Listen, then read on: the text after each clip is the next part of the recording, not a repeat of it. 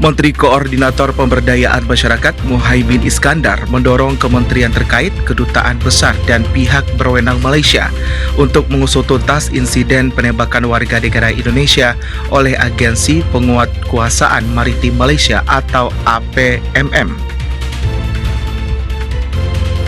Menteri Hukum Supratman Andi Aktas menargetkan proses ekstradisi buronan kasus KTP elektronik Paulus Thanos rampung sebelum tenggat waktu 3 Maret 2025.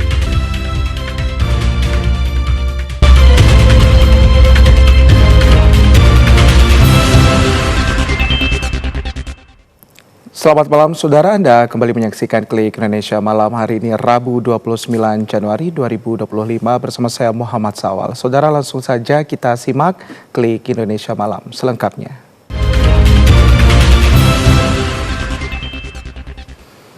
Kita awali informasi utama, saudara. Kementerian Luar Negeri menegaskan 2 warga negara Indonesia korban penembakan aparat Agensi Penguatkuasaan Maritim Malaysia tidak melakukan perlawanan.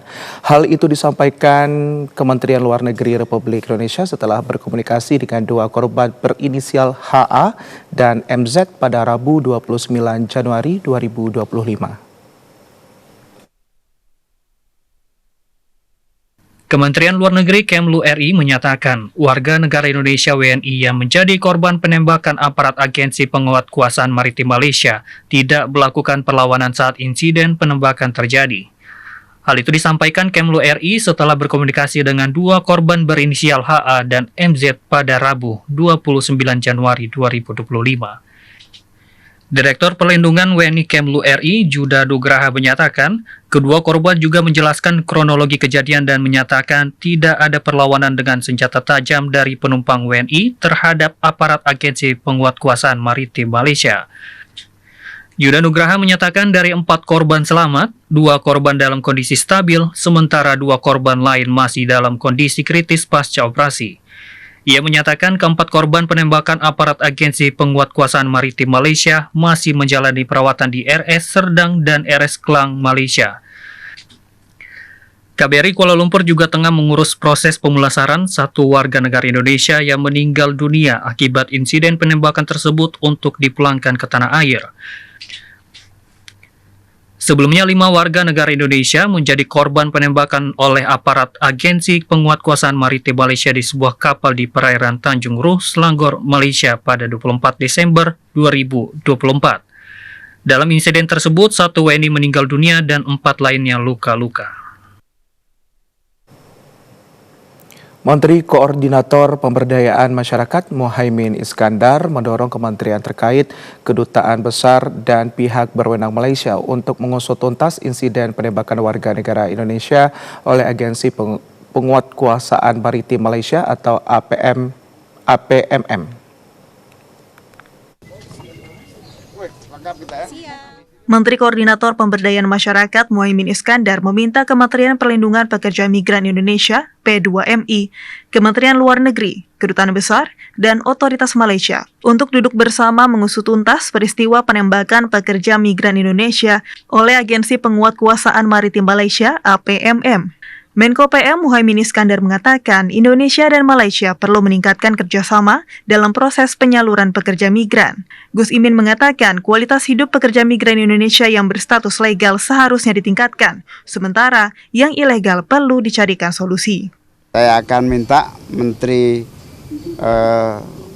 Perlindungan Pekerja Migran, kemudian Duta Besar, juga bantuan Kementerian Luar Negeri, agar duduk bersama, bicara detail, legal maupun ilegal, kita buka mata, kita cari jalan. Yang legal kita perkuat kualitas hidupnya, yang ilegal harus mendapatkan solusi. Menko Muhaimin Iskandar menambahkan, insiden penembakan aparat patroli perairan Malaysia terhadap pekerja migran Indonesia harus dijadikan pelajaran penting bagi pemerintah Indonesia dan Malaysia dalam meningkatkan hubungan kerjasama, terutama terkait pekerja migran. Indonesia meminta kasus penembakan warga negara Indonesia di Malaysia dibahas di Forum Hak Asasi Manusia Asia Tenggara. Kementerian HAM menilai penembakan oleh aparat Malaysia tidak menghormati nilai dan prinsip HAM. Dalam keterangan resminya, Direktur Jenderal Pelayanan dan Kepatuhan HAM Kementerian HAM RI, Munafrizal Manan mendorong Komnas HAM RI untuk segera membahas penembakan tindakan tidak manusiawi yang dialami pekerja migran Indonesia di dalam forum Institusi Hak Asasi Manusia Nasional se-Asia Tenggara atau di Southeast Asian National Human Rights Institution Forum CNF. Munafrizal juga meminta agar Komnas HAM RI menjalin komunikasi dengan Suruhanjaya Hak Asasi Manusia atau Suhakam Malaysia dengan menekan nota kesepahaman untuk menindaklanjuti kasus penembakan itu. Ia berharap agar Suhakam proaktif memantau kasus penembakan itu dan ikut membahasnya dalam forum tersebut sebagai bagian keanggotaan.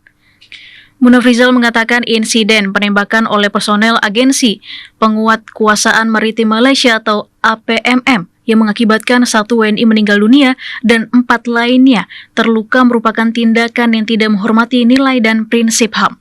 Indonesia akan mendesak pertanggungjawaban hukum yang transparan dan imparsial oleh aparat penegak hukum Malaysia terhadap personel APMM yang terlibat dalam penembakan itu. Sementara itu, KBRI Kuala Lumpur sebelumnya menanggapi insiden itu dengan mengambil langkah untuk memastikan perlindungan terhadap WNI yang terdampak. Kemlu RI juga telah mengirimkan nota diplomatik kepada Malaysia untuk mendorong dilakukannya penyelidikan menyeluruh, termasuk menyoroti kemungkinan adanya penggunaan kekuatan berlebihan. Pemerintah Indonesia masih terus berusaha mencari kebenaran informasi mengenai insiden penembakan terhadap 5 WNI di Tanjung Ru, Selangor, Malaysia. Menteri P2MI Abdul Qadir Karding mengatakan pemerintah Indonesia perlu mencari informasi agar memiliki versi pembanding atas kronologi penembakan tersebut sehingga mendorong atas kepolisian di Malaysia untuk mencari informasi sebanyak-banyaknya dari pekerja migran Indonesia yang menyaksikan kejadian penembakan tersebut. Menteri Hukum Supratman Andi Aktas menyatakan tersangka kasus dugaan korupsi KTP elektronik Paulus Thanos berstatus warga negara Indonesia dan tengah diproses untuk segera dipulangkan ke Indonesia dari Singapura. Paulus Thanos sebelumnya berupaya melakukan perubahan status kewarganegaraan sebanyak 2 kali. Menteri Hukum Supratman Andi Aktas mengatakan Paulus Thanos masih berstatus WNI karena aturan di Indonesia tidak bisa melepaskan status kewarganegaraan. Menteri Hukum menyatakan Paulus Thanos sebelumnya berupaya melakukan perubahan status kewarganegaraan sebanyak 2 kali. Saat ini Paulus Thanos tengah diproses untuk segera dipulangkan ke Indonesia dari Singapura terkait dengan kasus dugaan korupsi iktp. Ada 2 kali yang bersangkutan ingin mengajukan permohonan melepaskan kewarganegaraan. Tetapi sampai hari ini yang bersangkutan belum melengkapi dokumen yang dibutuhkan. Karena itu status kewarganegaraan atas nama Paulus Thanos atau Jin Tianpo ya. Jin Tianpo alias Paulus Thanos itu masih berstatus sebagai warga negara Indonesia. Kementerian Hukum juga berkoordinasi dengan Komisi Pemberantasan Korupsi dan sejumlah pihak lainnya untuk mengumpulkan dokumen terkait permohonan ekstradisi Paulus Thanos. Menteri Hukum Supratman Andi Aktas optimistis pengajuan ekstradisi itu dapat selesai sebelum tenggat waktu Maret 2025 atau 45 hari.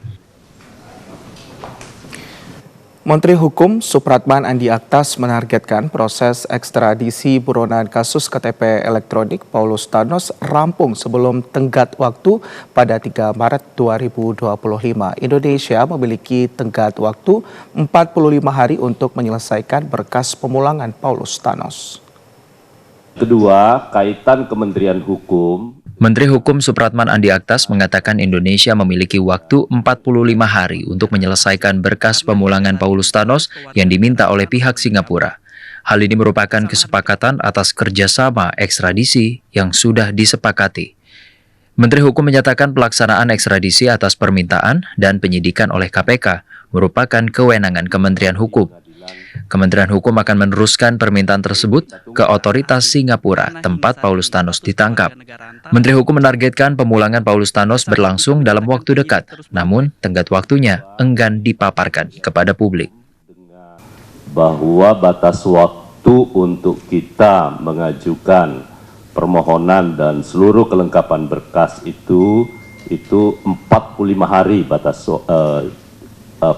lama waktu yang dibutuhkan 45 hari. Dan itu nanti akan berakhir di 3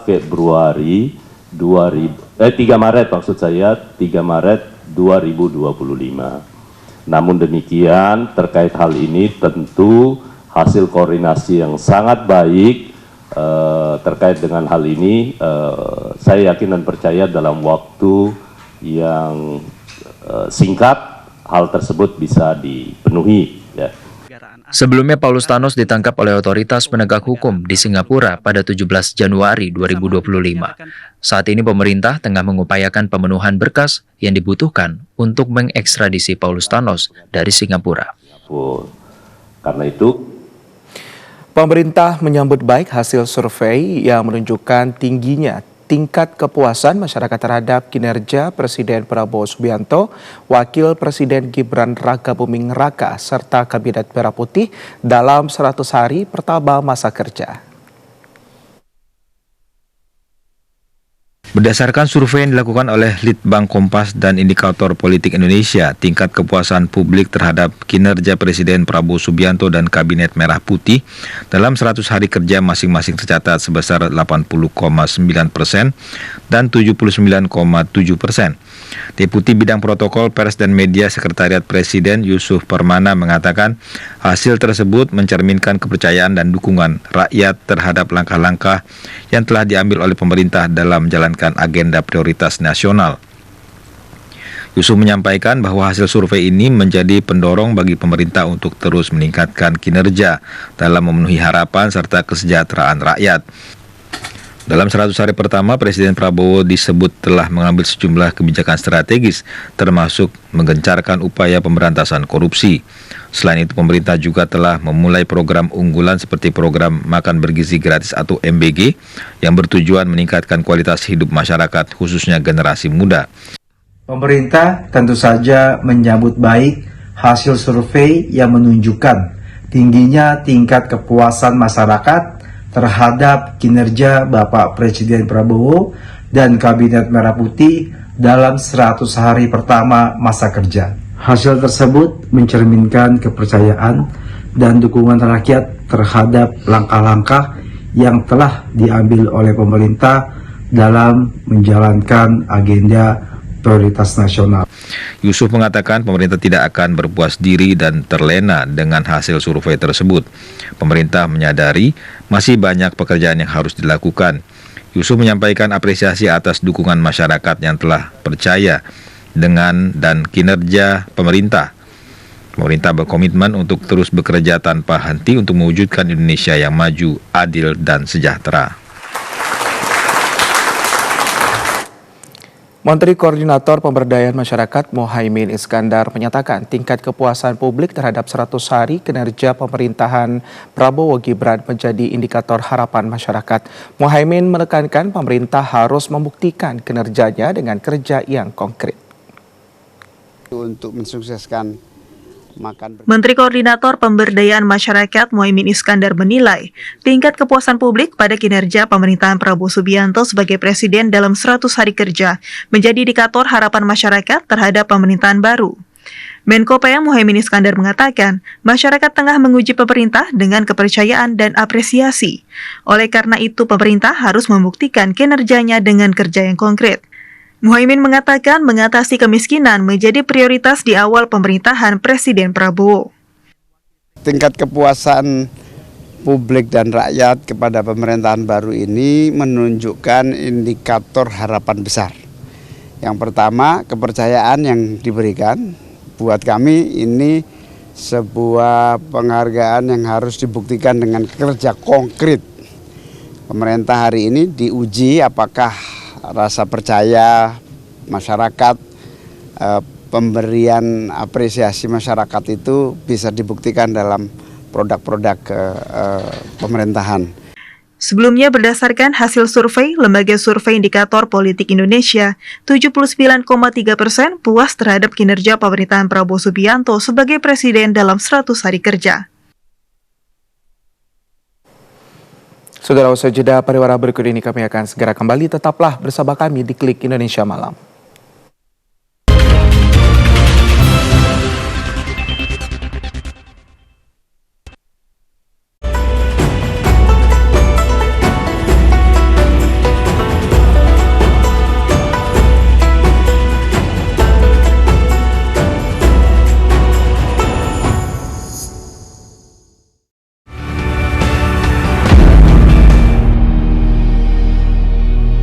Sosok-sosok inspiratif yang memberikan manfaat bagi masyarakat, serta mengangkat realita kehidupan yang terjadi dari berbagai penjuru tanah air. Kalian melihat hijau di mana-mana, krisis air itu nyata. Hal yang berkaitan dengan upaya reforestasi selalu kita gambarkan di mana-mana. Inspirasi Indonesia, setiap hari pukul 14.30 waktu Indonesia Barat. Fokus membangun di kampung saya. Menelaah dan menelusuri sejarah peradaban umat muslim di Indonesia. Membahas perkembangan dan penyebaran agama Islam di bumi Nusantara. Untuk dijadikan sebagai bangunan benda cagar budaya. Kemudian akan berakhir kemana? Atau kalau dalam filosofi Jawa itu sangkan paraning dumadi. Jejak Islam, setiap hari pukul 4 waktu Indonesia Barat. Membahas ragam topik menarik yang mendalam tentang dunia kesehatan. Yang dibicarakan dan orang banyak tahu tuh mengenai pertumbuhannya ya. Karena memang mindset orang Indonesia tuh kan kalau udah kulit coklat udah aman. Bersama para dokter dan bintang tamu yang kompeten di bidangnya. Kalau pH juga iya, tapi dia lebih ke kandungannya itu sih. Halo Dokter, Senin sampai Kamis pukul 9.30 waktu Indonesia Barat.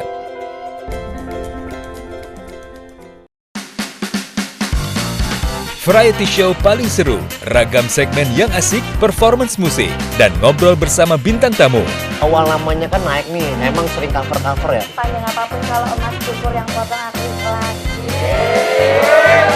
Bersama host Doli Sapri dan Nexa Paisan. Kenapa kepikirannya abu-abu batu? Cover. Seblak Show, serunya blak-blakan. Senin sampai Kamis, pukul 11 waktu Indonesia Barat.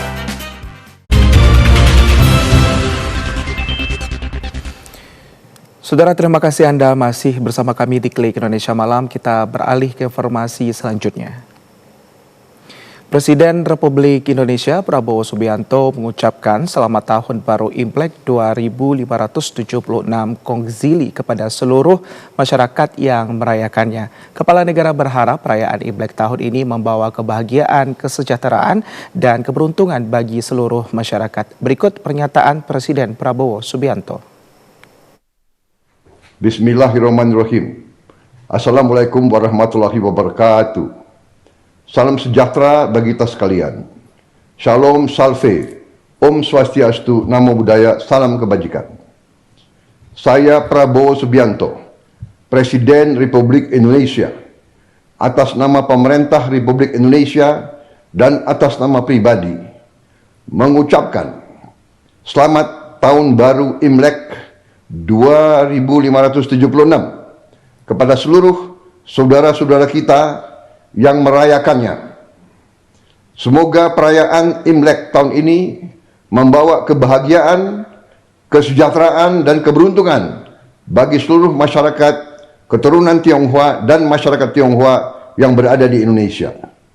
Di momen penuh harapan ini, mari kita bersama-sama mempererat persaudaraan, menjaga kerukunan, dan merayakan keberagaman sebagai kekuatan bangsa kita. Bhinneka Tunggal Ika, berbeda tapi satu. Saya juga mengucapkan selamat memasuki tahun ular kayu. Semoga tahun ini menjadi tahun yang penuh keberkahan, kedamaian, dan kebahagiaan bagi kita semua. Terima kasih. Wassalamualaikum warahmatullahi wabarakatuh. Salam sejahtera kita sekalian. Shalom Salve, Om Santi Santi, Om Namo Buddhaya, salam kebajikan. Saudara, atraksi barongsai identik dengan perayaan Tahun Baru Imlek. Dalam tradisi Tiongkok, barongsai melambangkan kekuatan, kebijaksanaan, dan keunggulan. Barongsai merupakan tarian tradisional Tionghoa yang telah berusia ribuan tahun. Bagi masyarakat etnis Tionghoa, tarian barongsai diselenggarakan untuk mendatangkan keberuntungan. Hal ini bisa ditelusuri pada masa dinasti Qin sekitar abad ketiga sebelum Masehi. Seiring perkembangan zaman, tarian barongsai tidak saja diminati oleh etnis Tionghoa, namun juga masyarakat dari berbagai kalangan dan usia.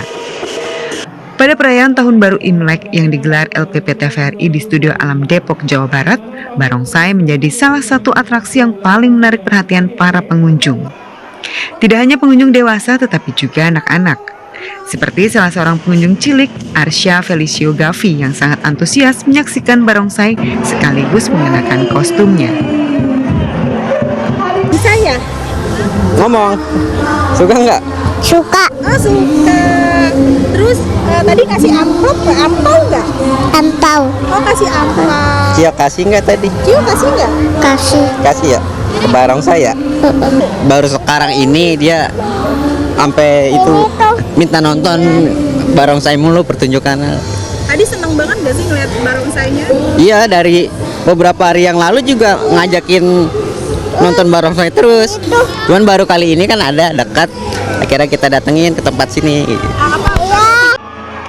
Tarian barongsai tidak hanya sebagai hiburan saja, namun ada makna filosofinya.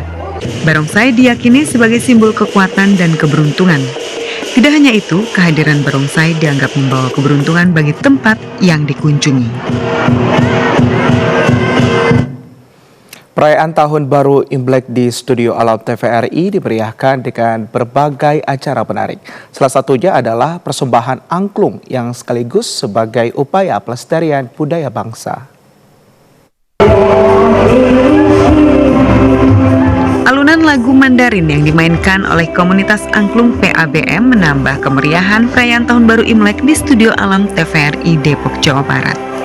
Komunitas angklung yang beranggotakan para purna bakti salah satu bank ini bersemangat menghibur para pengunjung. Lantunan musik angklung ini bukan hanya sekedar hiburan, namun juga menjadi salah satu perwujudan dalam melestarikan budaya bangsa. Ketua Komunitas PABM Angklung Hanum Lubis mengatakan angklung menjadi salah satu media dalam melestarikan budaya yang semakin tergerus oleh zaman. Kita informasikan bahwa ini adalah suatu budaya yang harus kita pertahankan, apalagi angklung ini adalah suatu budaya yang sudah diakui oleh UNESCO sejak tahun 2010. Kalau tidak kita, siapa lagi? Hanum Lubis berharap angklung sebagai alat musik tradisional sekaligus warisan budaya Sunda terus dilestarikan agar tetap terjaga dan tidak punah. Terlebih, angklung telah ditetapkan sebagai warisan seni budaya lisan dan non-bendawi manusia oleh UNESCO sejak 16 November 2010. Ratusan umat Hindu mengikuti upacara Siwa Ratri di Komplek Candi Prambanan, Kabupaten Sleman, Daerah Istimewa Yogyakarta atau DIY. Upacara Siwa Ratri bertujuan memberikan pengetahuan kepada manusia bahwa selalu ada pertarungan di dalam diri antara kebaikan dan keburukan. Upacara Siwa Patri diikuti oleh umat Hindu sejak petang. Siwa Patri yang datang setahun sekali yaitu pada hari ke-14 paruh gelap malam Mahapalguna yang terjadi antara bulan Januari hingga Februari atau sehari sebelum Tilem Kapitu. Siwa Patri berarti malam Siva, Siva berarti baik hati, suka memaafkan dan memberikan harapan. Sedangkan malam melambangkan kegelapan hati atau kejahatan. Dengan demikian, Siwa Patri adalah malam untuk melebur kegelapan hati menuju jalan yang lebih terang. Siwa Patri jatuh setahun sekali pada Purwaning Tilem Kepitu, Panglong Peng 14 Sasih Kepitu, yang pada tahun ini jatuh pada malam hari tanggal 27 September 2025. Turut ikut pada kegiatan kali ini Wakil Menteri Kependudukan dan Pembangunan Keluarga Indonesia Isyana Bagus Oka, Wakil Menteri Pariwisata Niluh Puspa, serta dihadiri Wakil Menteri Agama Muhammad Syafi'i. Menurut ilmu astronomi, malam tersebut merupakan malam yang paling gelap dalam 1 tahun yang bagi umat Hindu mencerminkan pula adanya kegelapan pada hati manusia, bahkan yang paling soleh sekalipun. Oleh karenanya, Siwaratri menggugah kesadaran dan menggelorakan perlawanan umat Hindu akan kecenderungan kegelapan, niat ataupun pikiran jahat yang tersembunyi dalam diri masing-masing. Selain sebagai malam spiritual, momen ini juga digunakan sebagai upaya pembangunan karakter generasi muda umat Hindu untuk menuju Indonesia Emas 2045. Depannya tentu saja kita melihat di sini ada banyak generasi muda juga yang ikut dalam persembayangan kali ini. Mudah-mudahan dengan adanya momentum Siwaratri ini dapat mengingatkan kembali kepada generasi muda Hindu khususnya agar dapat mengintrospeksi diri, belajar dari kesalahan-kesalahan dan tentunya untuk kemudian memperbaiki diri demi menyongsong masa depan yang lebih baik, menyongsong Indonesia Emas 2045. Pada kesempatan kali ini, umat Hindu melakukan beberapa kegiatan pada malam hari seperti persembahyangan, pradaksina, atau mengelilingi candi dan dialog. Demikian Muhammad Ridwan, TVRI Yogyakarta melaporkan. Saudara, momen libur panjang Isra Mi'raj dan Imlek dimanfaatkan sejumlah warga untuk mengunjungi Museum Kereta Api di Kabupaten Semarang, Jawa Tengah. Di lokasi wisata ini, para wisatawan dapat belajar dan mengenal sejarah perkeretaapian Indonesia. Libur panjang Isra Mi'raj dan Imlek dimanfaatkan sejumlah warga untuk mengunjungi tempat wisata. Salah satunya di Museum Kereta Api Ambarawa yang berada di Kabupaten Semarang, Jawa Tengah. Museum Kereta Api Ambarawa milik PT Kereta Api Pariwisata dulunya merupakan stasiun kereta api yang dibangun pada zaman kolonial Belanda, yakni pada tahun 1873. Meski sudah tidak digunakan lagi sebagai tempat transportasi, stasiun pertama di Indonesia ini beralih fungsi menjadi cagar budaya serta tempat wisata. Gerbong kereta vintage berbahan kayu masih dioperasikan dengan ditarik menggunakan lokomotif diesel. Jika berkunjung ke sini, para wisatawan dapat belajar dan mengenal sejarah tentang perkeretaapian Indonesia. Selain itu, wisatawan juga dapat merasakan naik kereta api kuno ala Eropa dengan rute stasiun Ambarawa, stasiun Tuntang dengan nuansa tempo dulu, karena interior kereta ini masih terbuat dari kayu. Sangat bangga sih otomatis gitu, karena di kala gempuran teknologi saat ini gitu ya, ini masih dari KAI sendiri masih membangun untuk kayak memperkenalkan heritage ya, budaya-budaya yang ada di Ambarawa ini. Sudah pernah naik kereta ini? Udah pernah. Rasanya gimana? Ya kayak rasanya jadi kayak balik ke tempo dulu gitu ya, karena kan itu lokomotifnya lumayan jadul, kayak secara interior juga masih kayu-kayu seperti itu ya, jadi suasana tempo dulu itu berasa banget sih. Pengunjung untuk wisata khususnya membawa keluarga memperingati libur panjang ini ada Isra Mi'raj dan Imlek seperti itu, agar bisa mengunjungi Museum Kereta Api Ambarawa, bermain di museum. Jadi ke museum saat ini tidak hanya melihat benda-benda bersejarah ya, namun bisa menikmati fasilitas yang ada di Museum Kereta Api Ambarawa. Selama libur panjang, PT KAI Wisata juga menghadirkan 30 stand UMKM yang menjual aneka produk lokal untuk camilan para pengunjung hingga oleh-oleh khas Semarang, Jawa Tengah. Andi Arianto, TVRI Jawa Tengah melaporkan.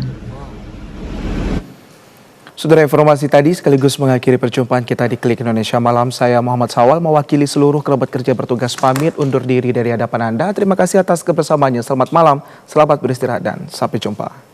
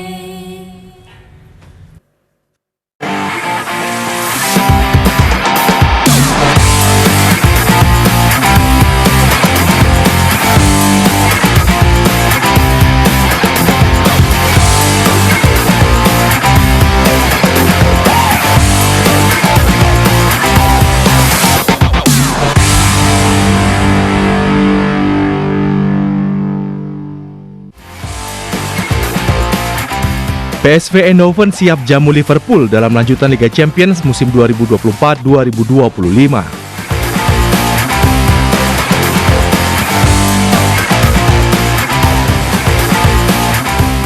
Chico Aura Dwi Wardoyo berhasil melangkah ke babak 16 besar Thailand Masters 2025.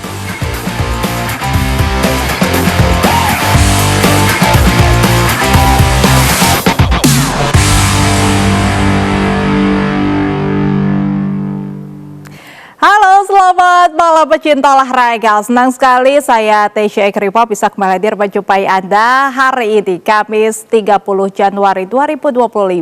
Serangkaian informasi terbaru dari dunia olahraga dalam negeri maupun mancanegara akan kami hadirkan selama 30 menit ke depan untuk menemani istirahat malam Anda. Dan saudara, kita awali informasi pertama dari dunia sepak bola. Pemirsa, dari dunia sepak bola, PSV Eindhoven akan menjamu Liverpool pada matchday terakhir fase grup Liga Champions musim 2024-2025. Di atas kertas, The Reds diunggulkan meraih kemenangan, tapi bukan tidak mungkin tim tuan rumah PSV bisa saja memberi kejutan. PSV Eindhoven dan Liverpool akan bertemu di Philips Stadion pada matchday ke-8 fase grup Liga Champions musim 2024-2025.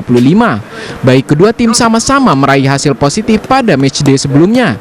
Dari kubu tuan rumah PSV sukses tampil baik di era divisi dengan menundukkan NAC Breda dengan skor tipis 3-2. Sementara The Reds mengamankan 3 poin dengan kemenangan telak 4-1 atas Ipswich Town pada lanjutan Liga Premier Inggris. Tentu ini menjadi pertandingan penting bagi Liverpool, walaupun sudah dipastikan lolos ke babak 16 besar Liga Champions setelah memenangkan 7 pertandingan tanpa satupun kekalahan. Namun tim yang berjuru taktik Arne Slot itu ingin menyapu bersih 8 kemenangan di kejuaraan Eropa ini untuk memastikan menjadi juara grup.